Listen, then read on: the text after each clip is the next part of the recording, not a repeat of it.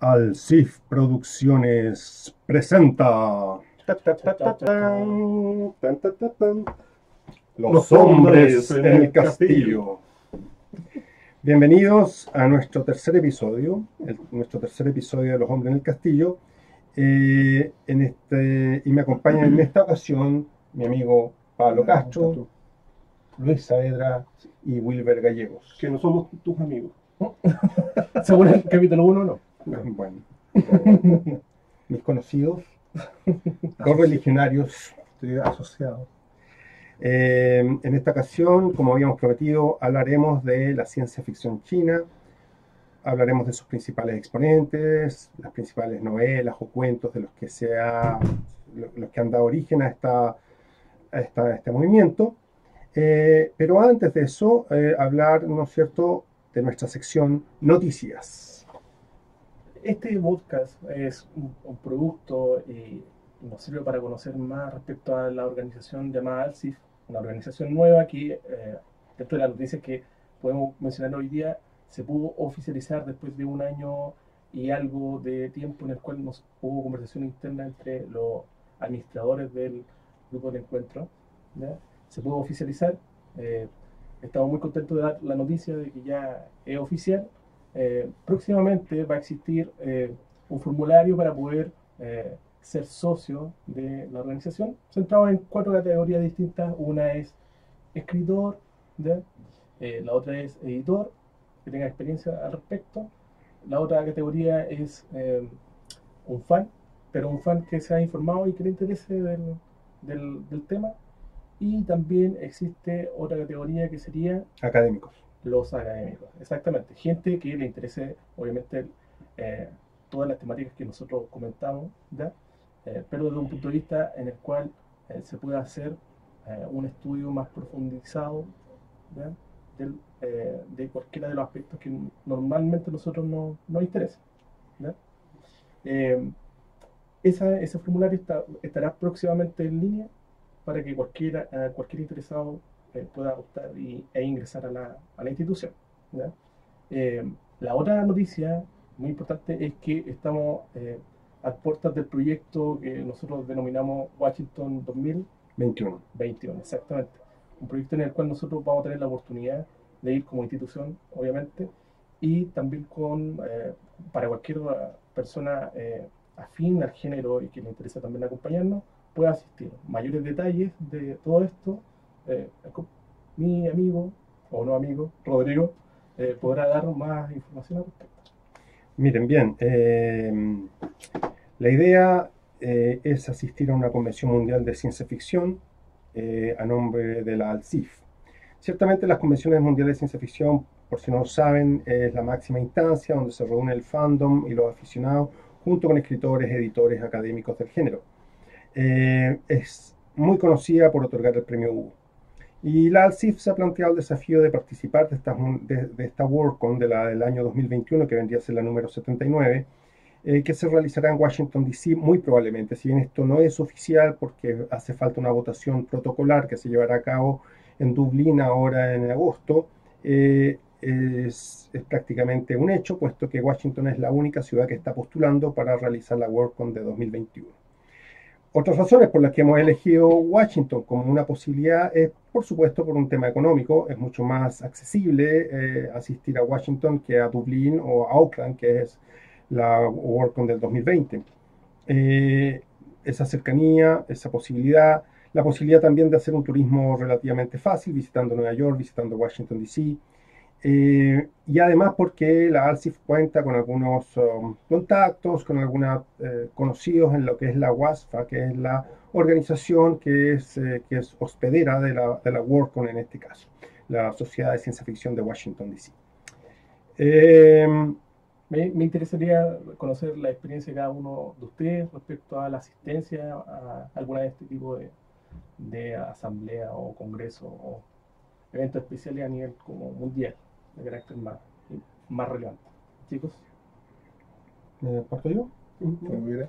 Mira, yo tuve la oportunidad de asistir a la Worldcon de Yokohama en 2007, asistir y ser miembro del comité organizador, y ahí contar que es una experiencia que ha sido sin duda la experiencia como fandom, como aficionado a ciencia ficción, la experiencia más fundamental que he tenido. Tuve la oportunidad de compartir con escritores como Larry Niven, Robert Silverberg, Joe Haldeman, Jeffrey Landis, Robert Wilson, compartir realmente, es decir, conversar con ellos, obtener libros firmados y muchas otras cositas, asistir a fiestas, digamos, no voy a entrar en detalle de las características de esas fiestas que quedarán en reserva. ¿Pero por qué no? ¿Mm? ¿Pero por qué no? No, Sí, eso ¿por es qué no? secreto de sumario. Ah, perfecto. Sí, Expulsado. sí, no, eso es. ¿No puedes volver a Japón?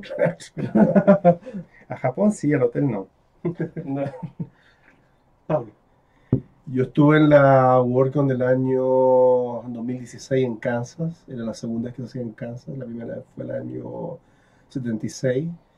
Muy similar a lo que hizo Rodrigo. Fue en general una muy buena experiencia para todo el que le gusta la ciencia ficción. Tiene una gran cantidad de paneles de todo tipo, que van desde, no sé, puede ser la relación entre economía y ciencia ficción, o un panel probablemente sobre derechos de autor en la sociedad digital. Hay de todo. A mí lo que más me interesó fue tomar contacto con, sobre todo con editores y revistas, que habían bastante.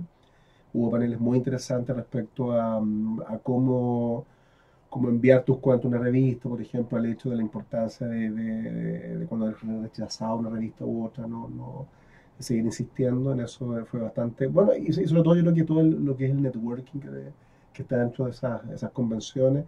Está también la posibilidad yo me acuerdo que allá estuvo también Robert Silverberg, que me parece que ha ido a todas las convenciones, o gente como Haldeman también, firma de libros, y también sobre todo yo diría que para que él es el fanático más clásico de ciencia ficción, según el caso tuyo, yo creo que... ¿Me estás diciendo viejo? Claro, yo diría que es muy interesante porque también hay un espacio de venta de libros y revistas que puedes encontrar, bueno, metrajes, sabes, bastante de revistas antiguas y otras que están casi nuevas, o libros que fueron firmados por Philip K. Dick o William Gibson, otra cosa, son más caros, por supuesto. Y por Pablo Castro.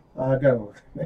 Está también, de repente te puedes tomar con George Martin ahí al lado tuyo que está firmando un libro y cosas. Es un evento bastante festivo, tiene, como también Rodrigo, fiestas, otros eventos, así que son como 5 días, y bueno, más la entrega de Lugo, que es como la parte de clausura de todo el evento. Así que sí, totalmente recomendable.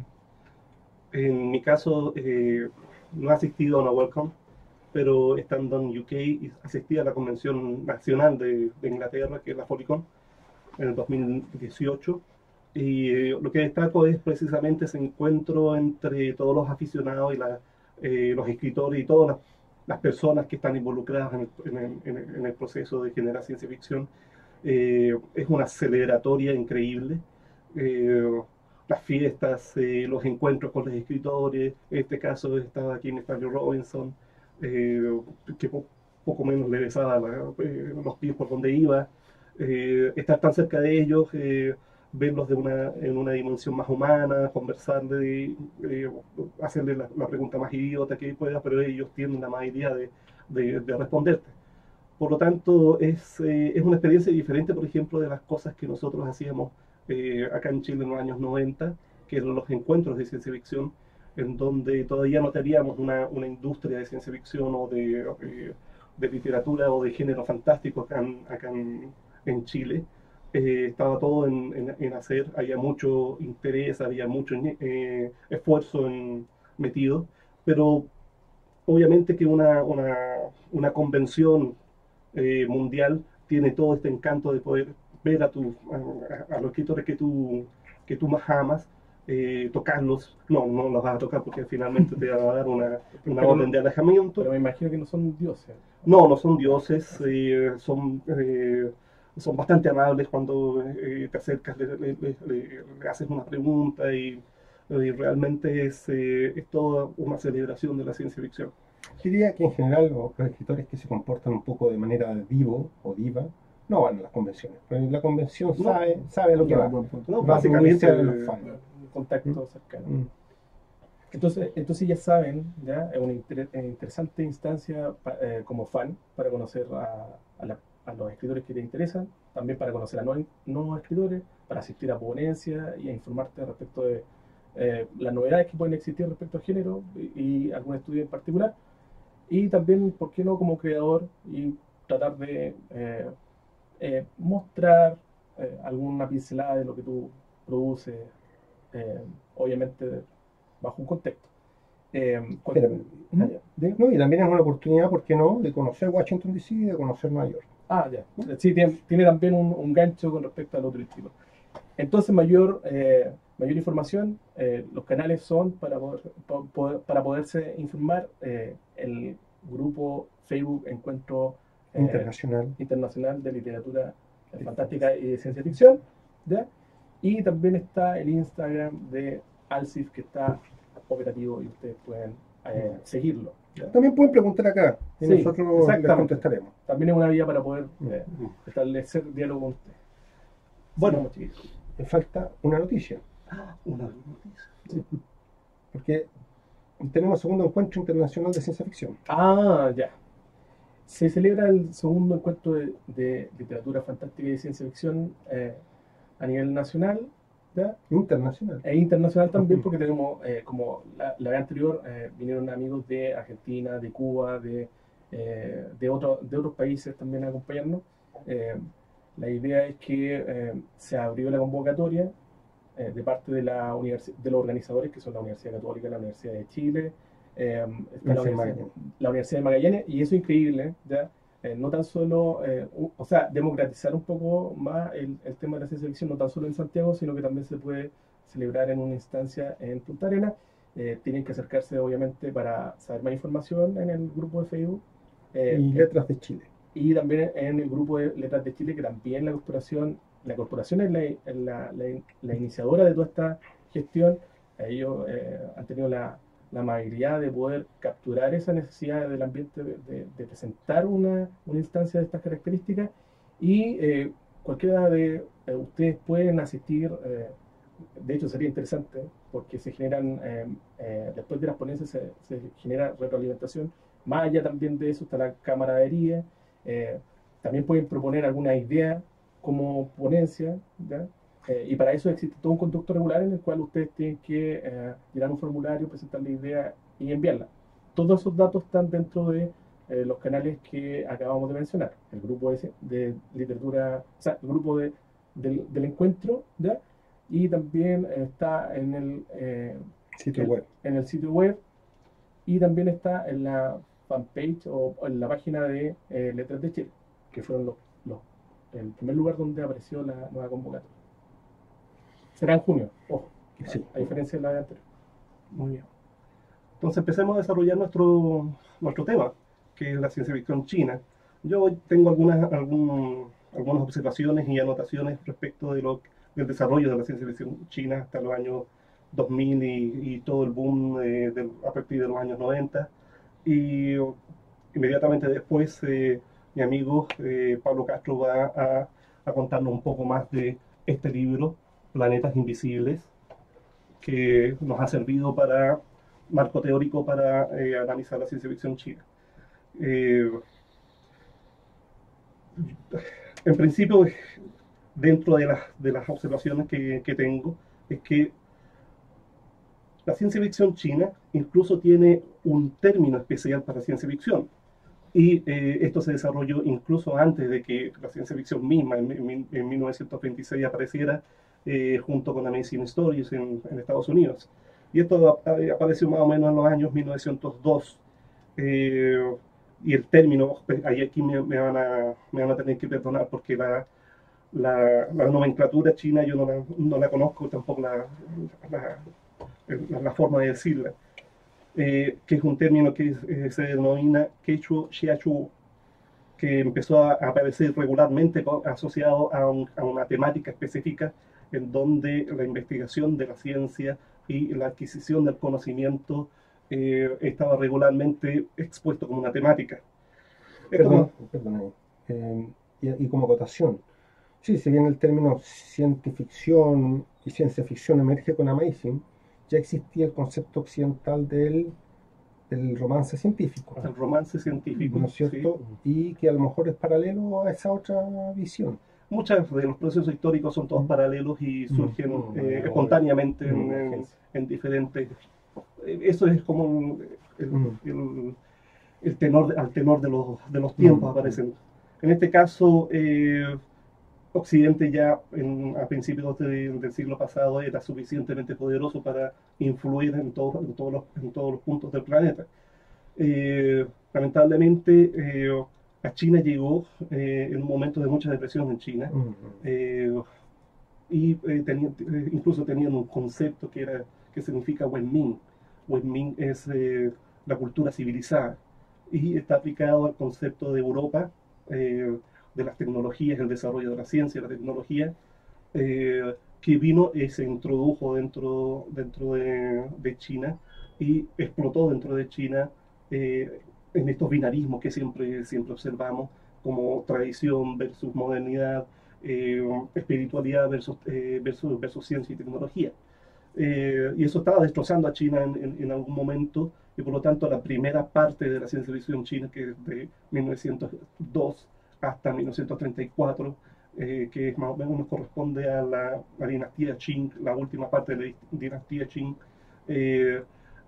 dominan las distopías, las visiones de que China estaba siendo, el alma china estaba siendo tomada de una forma que se iba a empezar a degenerar. Perdón, y de nuevo haciendo el paralelo, porque también si vamos a Occidente es el periodo de H.G. Wells, donde también predomina la visión distópica, ¿no? Siempre, siempre. Entonces a lo mejor hay alguna comunicación transcultural, no sé, sugiero, es una hipótesis. Los procesos históricos se influencian mutuamente. Incluso después de 1914, en la Primera Guerra Mundial, obviamente que surgieron todas las distopías y todas las visiones pesimistas dentro en Occidente. Nosotros estamos acostumbrados a que en un ámbito de la red, de los interconectados, el intercambio existe, pero el intercambio actual es así. Claro. En su tiempo eran procesos más lentos, pero había una reinterpretación más profunda al respecto. Curiosamente, el primer revista de ciencia ficción o de nueva ficción que le dicen los chinos, o que lo denominaron los chinos en ese momento, venía de Japón. Eran las traducciones que los japoneses hacían de los clásicos de la literatura europea en chino cantonés, me parece, o en chino más, o sea, más tradicional. Los japoneses traducían del inglés y los chinos del japonés. Y eso se importaba a China, y ese era, digamos, el primer magazine, que se llama Qin Xiaoshu, que es más o menos en noviembre de 1902, se introdujo en China. Y de ahí llegamos, la ciencia ficción china, durante los primeros 70 años del siglo XX, siempre luchó en contra de la desaparición. No había una forma donde la ciencia ficción pudiera ponerse una semilla y que esa semilla pudiese germinar de una forma concisa y precisa. Y esto no ocurrió con la llegada de 1949 de la República Popular China, y después tú me mencionaste que la Revolución Cultural a partir de 1960, que es un periodo que los autores chinos actuales no tienen muchas ganas de recordar. Recordemos que la Revolución Cultural era bastante ortodoxa y no permitía que se hicieran críticas sobre el sistema. El caso de la vagón cultural. No, y el rechazo a todo lo occidental, el rechazo a la ciencia como instrumento de poder occidental, y todo eso va a minar absolutamente cualquier posibilidad de que la ciencia ficción, dígase casi cualquier forma literaria, florezca en ese ambiente de revolución cultural. Por lo tanto, podríamos decir que la ciencia ficción china empezó más o menos en 1979 con la creación del primer fanzine y del primer grupo de fandom. A partir de los 80 ya podemos empezar a visualizar la China que conocemos hoy, que económicamente es súper fuerte y estaba en auge, empezó a estar en auge, y ya para 1990 teníamos diversas revistas y diversos premios. Entre ellos, en 1990 fue el premio por acá lo tenía, el premio Nebula, en 1986 se creó el premio Nebula, que no es el premio Nebula el norteamericano. No obstante, me imagino que el nombre... Perdón, era el premio Galaxy. Ya. Y la primera aparición del fandom en un fanzine se llama Nebula también, y fue editado por Yao Haiyun. Ya para 1990 tenemos todo un auge de la ciencia ficción porque el Estado chino vio la necesidad y la importancia estratégica de la ciencia ficción en la enseñanza o la introducción de la ciencia en su población. Hay una anécdota de Neil Gaiman en su último libro de no ficción, que es la vista desde las últimas gradas, me parece que se llama, en donde Neil Gaiman es invitado en 2007 a una de las grandes convenciones en China, y se acerca a un agente del poder político, le pregunta qué ha pasado en estos años, porque él veía que había un auge y un entusiasmo mucho mayor que el que había visto en anteriores ocasiones. ¿Qué había pasado en ese instante? ¿Cómo había cambiado el concepto de la ciencia ficción en China? Y la gente le dijo, mira, nosotros hicimos un tour preguntando a los ingenieros en Apple, con Google, y nos dimos cuenta de que todos estos tipos, toda esta gente, estas personas habían leído ciencia ficción, y que de alguna manera sus profesiones actuales estaban muy relacionados con lo que durante niños leyeron, específicamente de ciencia ficción y la introducción del concepto, el appealing de la ciencia. Por lo tanto, ahí vieron un poder o una ventaja estratégica, y al final la ciencia ficción china recibió el gran espaldarazo del Comité Central, y le dieron todos los privilegios y condiciones favorables para renacer. Y en este momento, obviamente, tenemos a Ken Liu, que es, aunque es norteamericano, él se ha dado a sí mismo la misión de hacer conocida la ciencia ficción china en el resto del mundo a partir de Estados Unidos. Tenemos a Liu Cixin, que es el primer gran bestseller de ciencia ficción en China. Y en 2019 se va a hacer se va a estrenar la primera gran producción de ciencia ficción, que está basada precisamente en un cuento de Liu Cixin que se llama The Wandering Earth, en donde el sol se apaga y tienen que mover la Tierra completa, hacia otro sistema solar. Obviamente ustedes se imaginarán lo dramático que es eso, y las aventuras que pasan los personajes. De hecho, ya en YouTube ustedes pueden buscar el tráiler de la película, que es increíble porque es absolutamente dramático, y música muy rimbombante, y seguramente es una película que debería ser digna de ver en un cine para observar todos los fuegos artificiales y los efectos especiales. Eso más o menos es un barnizado de lo que ha sido la ciencia ficción china desde 1902 hasta la actualidad. Decir que a partir de lo que tú dices y aprendiendo la visión general de ciencia ficción, señalar que como nunca, ni siquiera Estados Unidos, ni siquiera la Unión Soviética en su momento, nunca un movimiento de ciencia ficción nacional había contado con el apoyo que tiene desde el Estado el movimiento de ciencia ficción chino, al menos el oficial, porque ya vamos a hablar de la otra ciencia ficción china, ¿no? Exactamente. Pero al menos la versión oficial de la ciencia ficción, es decir, estos autores se pasean por el mundo llevados por el gobierno chino para promover tanto a China como marca, como la ciencia ficción china en particular. Eso no se había visto jamás en ninguna parte del mundo. No, lo más cercano, como tú dices, son los rusos, que durante los años 50, hasta que cayó la URSS, se había dado este apoyo tan grande.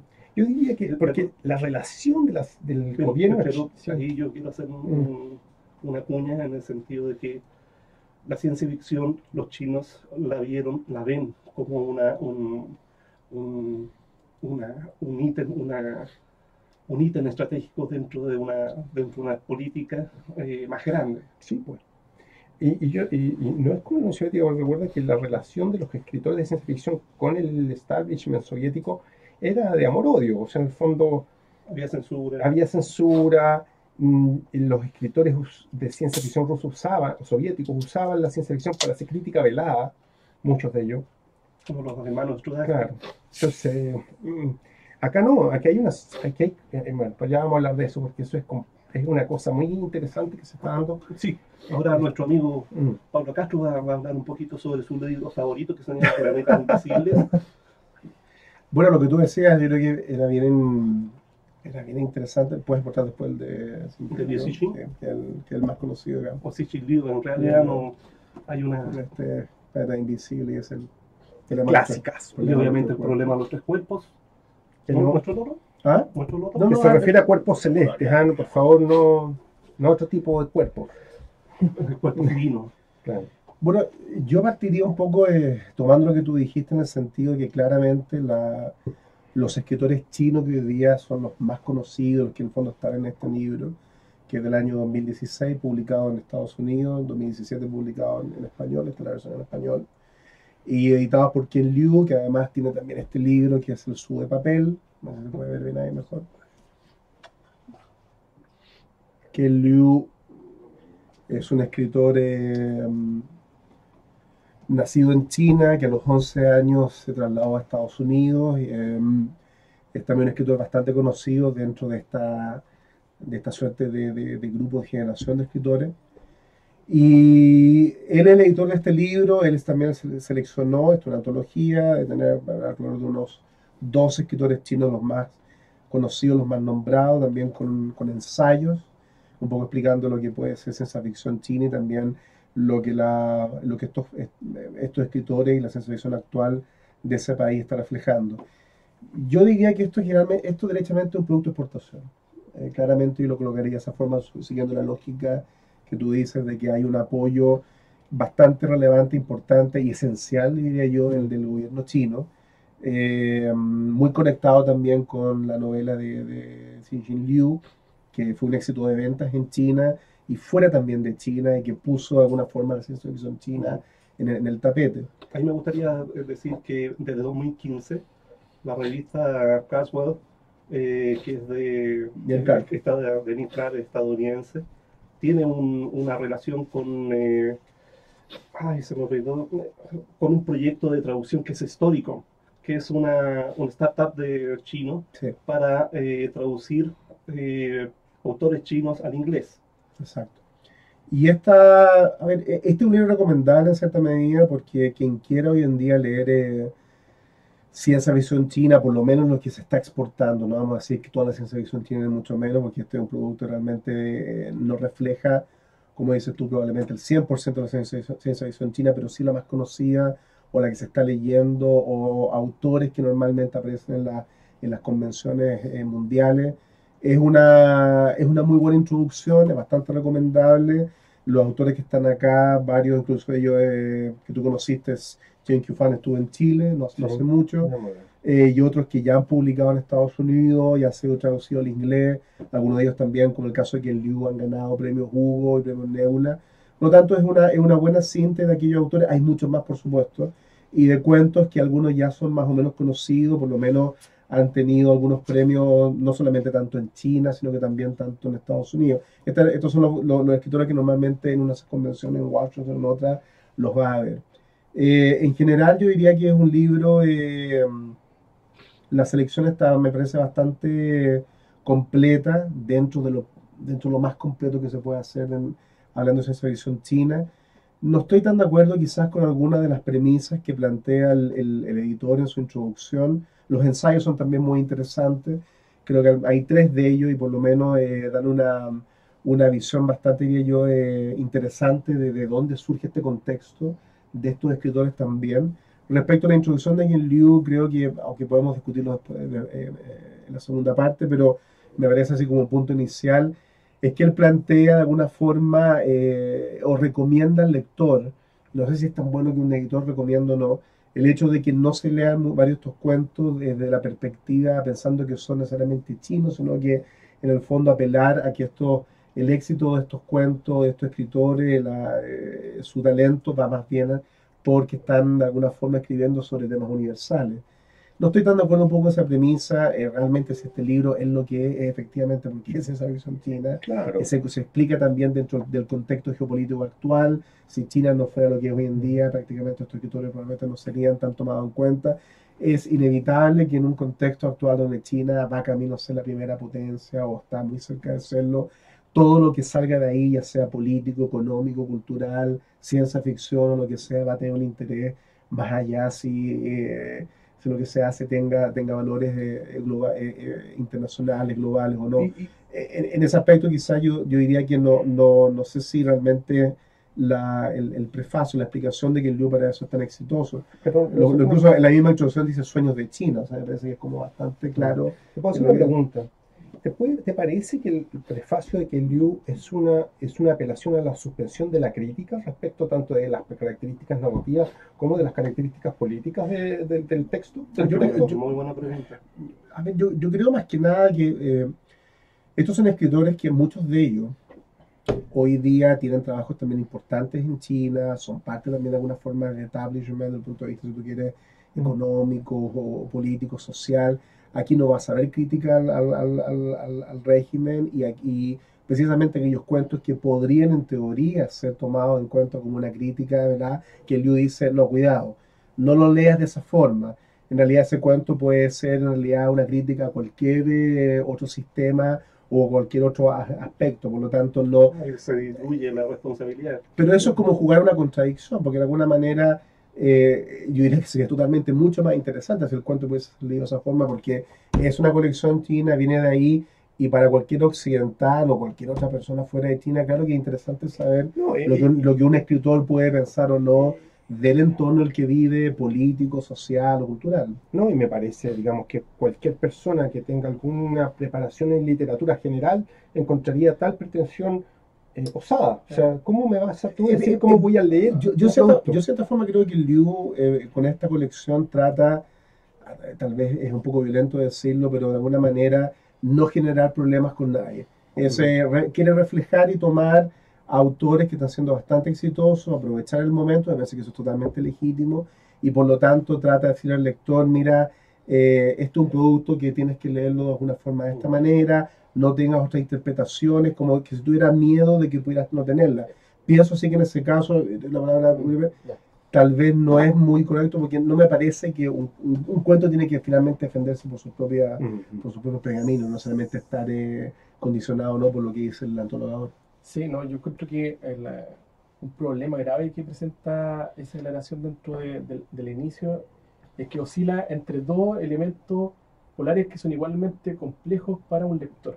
Por una parte puede estar el amedrentamiento, o sea, no vaya a pensar eso porque en realidad puede tener otro tipo de cosas, o no te fijes tanto en eso porque probablemente va a ser un prejuicio de parte tuya, qué sé yo.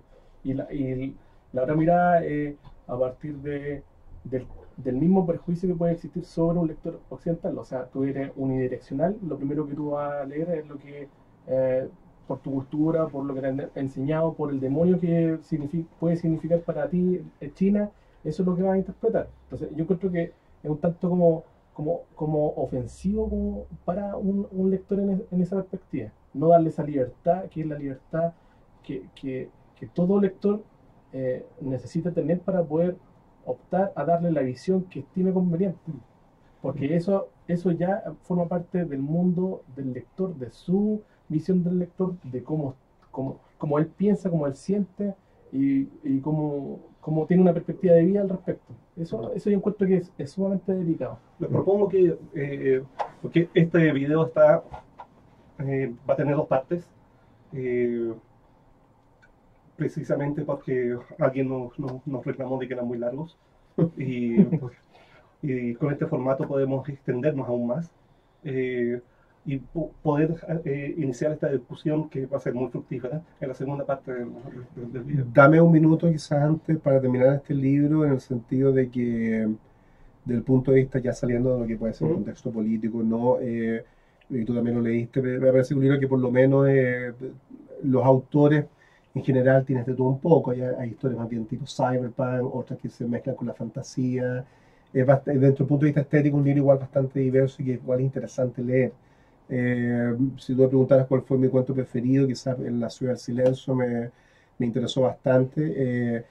Básicamente es un cuento sobre un sistema totalitario. No me imaginé China, curiosamente, pensé inmediatamente en Corea del Norte. Ya.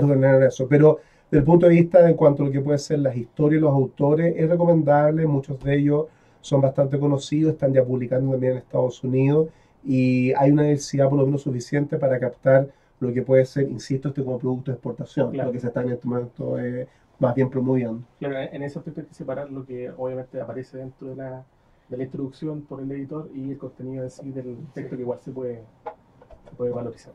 Entonces, permiso, vamos a la segunda parte. Segunda parte. Pero todavía no. No, ya partió la segunda parte. Claro. Segunda parte.